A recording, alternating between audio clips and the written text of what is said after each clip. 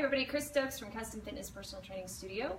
Talking today about building up to the burpee and staying safe, keeping from getting hurt while you're doing it. A lot of times burpees are thrown into exercise programs and they really are a great full body workout. You get strength, you get cardio, you get some flexibility. It's really a great workout to do, but sometimes people kind of call them bad names. And a lot of those names come from, number one, they are hard, but number two, that they haven't learned how to do them correctly, so they're making them harder than what they have to be.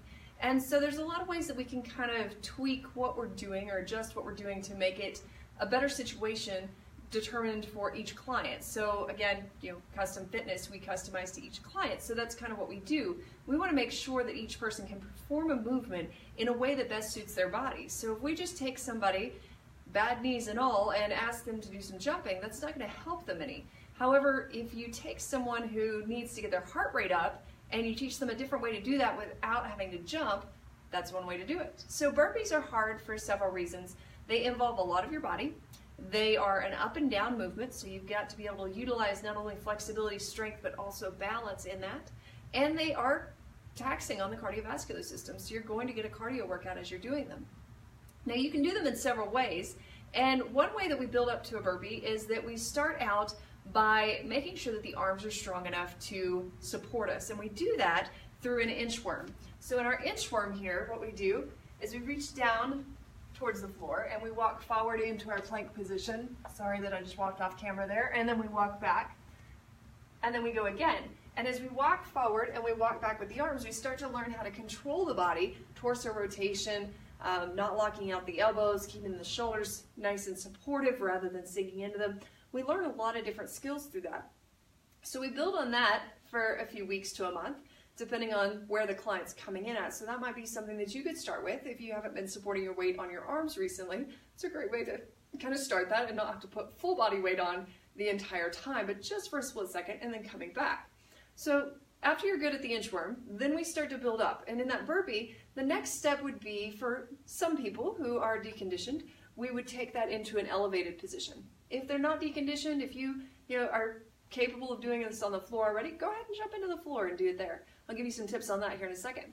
But if you're at a point where you need to have a little bit more of an ease getting into it, then we would start out with an elevated surface here. It could be a bench at home, it could be a coffee table or a strong sturdy chair, not one on wheels please, or a fireplace hearth or something like that that we can easily hold on to that's above floor level. So I'm going to use this bench here. We would place our hands down.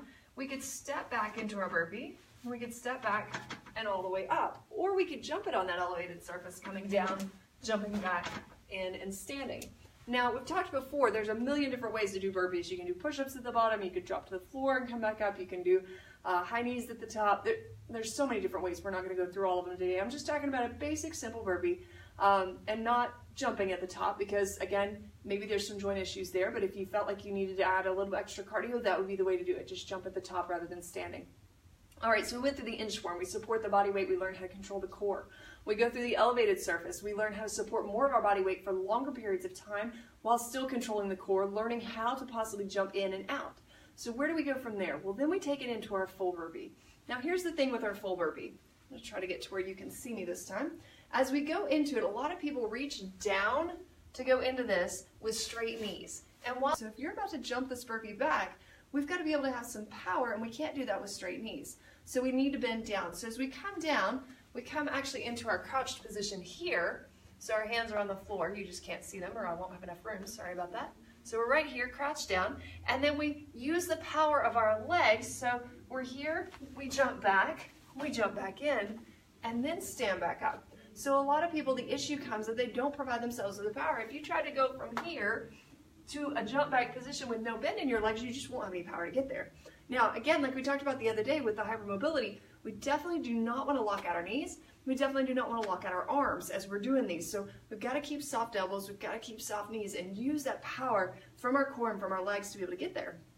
Okay, so the last thing that people tend to do incorrectly is they're learning burpees, especially those who are more timid about them and are not quite mentally ready. Maybe they're physically capable of doing them, but in their minds they're like, it's too hard, I can't do that.